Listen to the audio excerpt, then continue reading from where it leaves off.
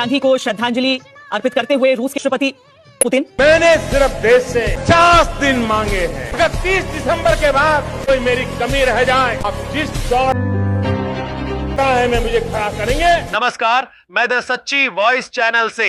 चलिए जानते हैं आज भारत की राजनीति से जुड़ी फटाफट जरूरी खबरों को सिर्फ 5 मिनट में, जिसे सुनकर आपके होश उड़ जाएंगे, लेकिन गोदी मीडिया आपको कभी नहीं दिखाता। तो वीडियो को लाइक करके चैनल को सब्सक्राइब जरूर कर दें। आज की पहली और हर भारतीय की आंखें खोल देने वाली सबसे बड़ी खबर। दोस्तों, अभी मैं जो खबर आपको सुनाने जा रहा हूं, उसे सुनने के बाद भी अगर अंधभक्तों की आंखें न खुली तो समझ लेना कि उनकी आंखें कभी खुलने वाली नहीं हैं। दोस्तों, क्या होगा अगर कोई गिड़गिड़ाता हुआ भिखारी, जिस पर आपको दया आ गई, आपके घर में घुसकर ज्योतिषी बन जाए और कहने लगे कि आपके घर में बहुत से दोष हैं और आपके दोष को मिटाने के लिए मुझे यहीं रहना पड़ेगा। ठीक ऐसा ही 2014 से पहले नरेंद्र मोदी जी ने किया था।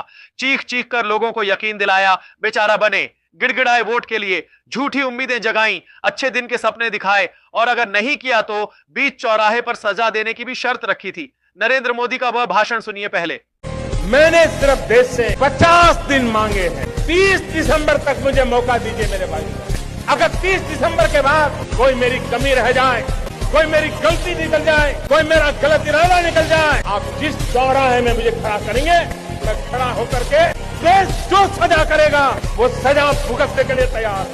तो मोदी जी, अब कब आप आ रहे हैं उस चौराहे पर जिस पर आपने कहा था कि अगर काम नहीं हुआ तो जो सजा आप देंगे वह मैं लेने के लिए तैयार हूं, जबकि आज 11-12 साल होने को आए, लेकिन आपने अभी तक वह काम नहीं किया है जिसके पूरा न होने पर अपने बीच चौराहे पर जूते खाने के वादे किए थे। साथियों, इनकी रणनीति समझिए। मोदी जी ने चुनाव जीतने के लिए जितनी कोशिश हो सकती थी की, जितना नीचे गिर सकते थे गिरे, क्योंकि उन्होंने हर तरह से कोशिश की कि जैसे तैसे करके एक बार सत्ता को हड़प लिया जाए तो उसके बाद हम उस पर राज करने पर कायम हो जाएंगे, क्योंकि उनके पास जरूरी मुद्दे थे चुनाव को जीतने के लिए, कुर्सी को पाने के लिए। 2 करोड़ नौकरियां देने की, पेट्रोल डीजल के दाम सस्ते करने की, यानी कि हर प्रकार से आम आदमी की सुविधा करने के वादे थे और इसी लालच में जाकर लोगों ने इनको वोट दिया। उसके बाद इन्होंने जब कुर्सी प्राप्त कर ली, डर बैठा दिया, आपके देश के अंदर आपका हिंदू खतरे में है और जब तक हमारा हिंदू खतरे में है तब तक इन्हें कोई बचा नहीं सकता और इनको बचाने के लिए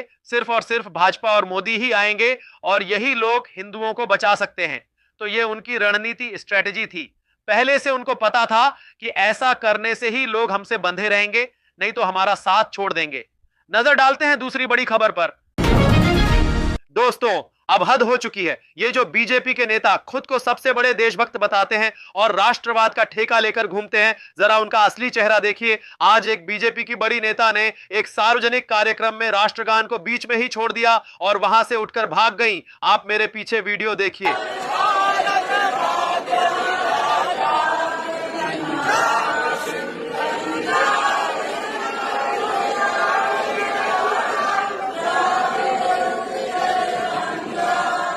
क्या यह शर्मनाक नहीं है? ये लोग दिन रात हमें देशभक्ति का पाठ पढ़ाते हैं, हर बात पर राष्ट्रगान और वंदे मातरम की बात करते हैं, लेकिन जब खरुद राष्ट्रगान चल रहा था तो इनका नाटक खत्म हो गया। ये भाग गई जैसे इनके लिए देश का सम्मान कोई फर्जी चीज हो। अब आप ही बताइए, जो व्यक्ति 2 मिनट के राष्ट्रगान का सम्मान नहीं कर सकता, वह इस देश का, इस संविधान का और आपकी आस्था का सम्मान कैसे करेगा? ये तो सिर्फ अपनी राजनीतिक कुर्सी बचाने के लिए धर्म और राष्ट्रगान का उपयोग करते हैं। जब कैमरा ऑन होता है तब ये देशभक्त बन जाते हैं और जैसे ही कैमरा बंद होता है या इन्हें दिखावे की जरूरत नहीं होती तो ये अपनी असलियत दिखा देते हैं।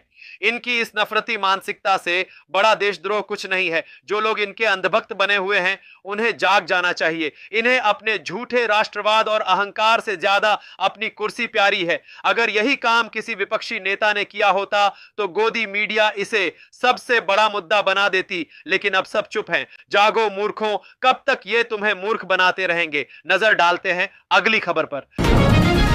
दोस्तों, आप में से कई लोग होंगे जो यह सोच रहे होंगे कि क्या पता अगर कांग्रेस फिर सत्ता में आ जाएगी और फिर अगर उन्होंने भी बीजेपी वाला काम कर दिया और बड़े बड़े वादे किए लेकिन जमीनी स्तर पर काम नहीं किया तो आप पहले उनकी मानसिकता समझिए।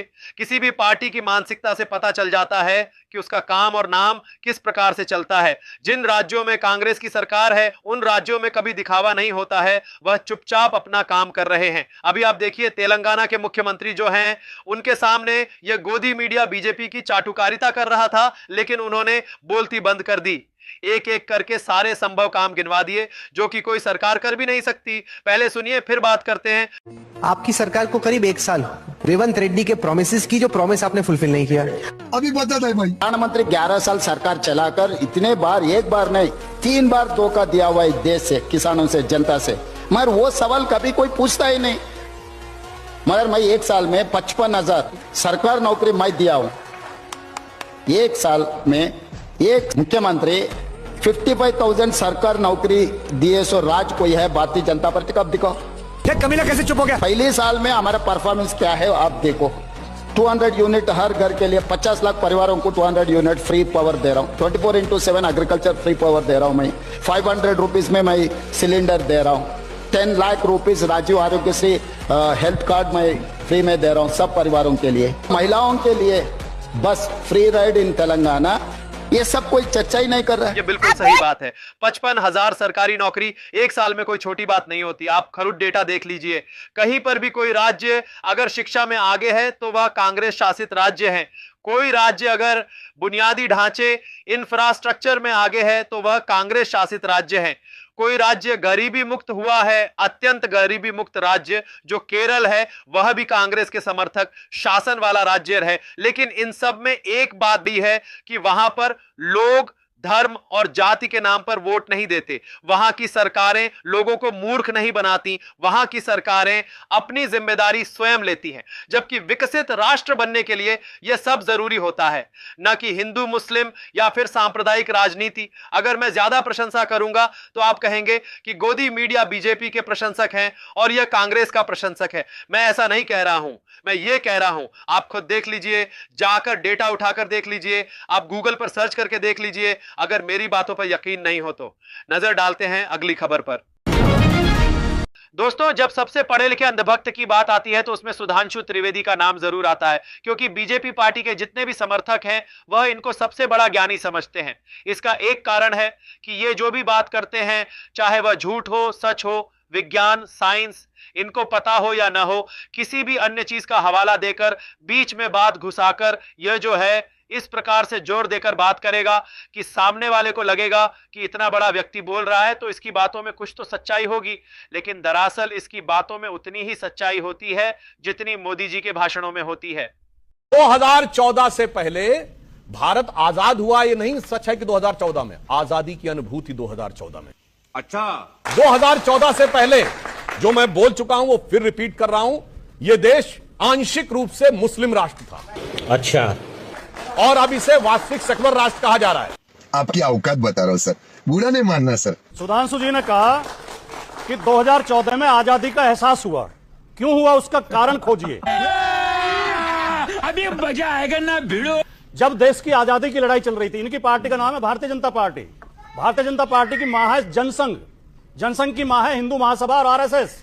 हिंदू महासभा और आरएसएस से इनकी पार्टी का जन्म हुआ है।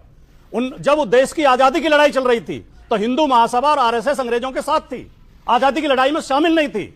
इसलिए जब देश आजाद हुआ तो देश की जनता ने इन्हें नकार दिया। कृपया बोलना है। और 1990 में जाके नकार रखा था आपको, आपकी पार्टी को कोई गंभीरता से नहीं ले सकता था, क्योंकि ये अंग्रेजों की मुखबिरी करते थे, स्वतंत्रता सेनानियों के खिलाफ कोर्ट में गवाही दिलवा के उन्हें सजा करवाते थे। जब भारत का संविधान लागू हुआ इन्होंने उसका विरोध किया। जब तिरंगा झंडा फहराया गया इन्होंने उसका विरोध किया।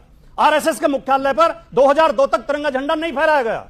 2001 में 2 नौजवानों ने जाकर तिरंगा लगा दिया तो आरएसएस ने उनके खिलाफ मुकदमा लिखवाया, जेल भिजवाया उन्हें। भाटी जी, अब क्योंकि लास्ट बोल रहा हूं, जी, कृपया, जब 1990 में इन्होंने हिंदू मुसलमान करके, मस्जिद पे प्रहार करके, मंदिर मस्जिद करके और सरकार बना ली, 14 तक में इनकी फुल मेजोरिटी की सरकार आई है, तो इन्हें तब लगा के अब देश आजाद हुआ है।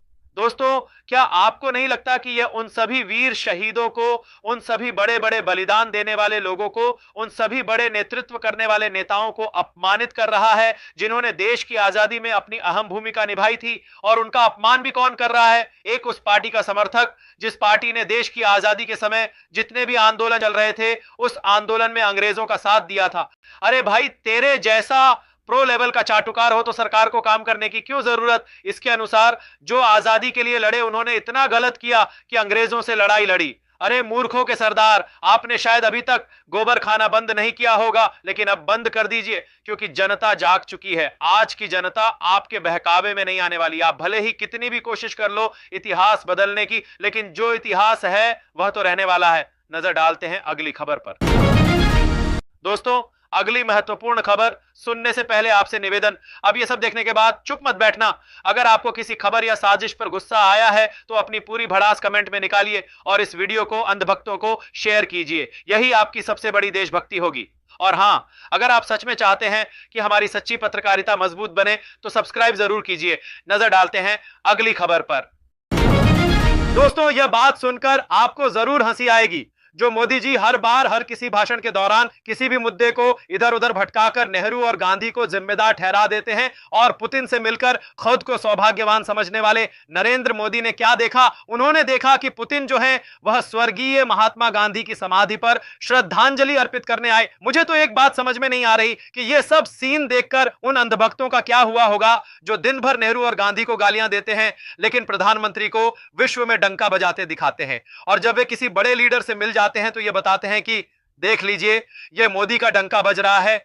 उन गोदी मीडिया का क्या हुआ होगा? अरे भाई, थोड़ा समझ लो। उस व्यक्ति महात्मा गांधी ने कुछ तो ऐसा किया होगा, कुछ तो बड़ा काम किया होगा। उन्हें पूरा विश्व जानता है, उन्हें पूरा विश्व मानता है। और हमारे देश के जो गद्दार हैं, उन्हें बना बनाया आजाद देश मिल गया, उन्हें आजाद देश में पैदा होने का मौका मिल गया। अब उनके लिए कोई अहमियत नहीं है कि आजादी कैसे मिली या फिर कैसे नहीं मिली। लेकिन 100 बात की एक बात यह है कि अंधभक्तों और चाटुकारों की पुतिन की यात्रा को मास्टर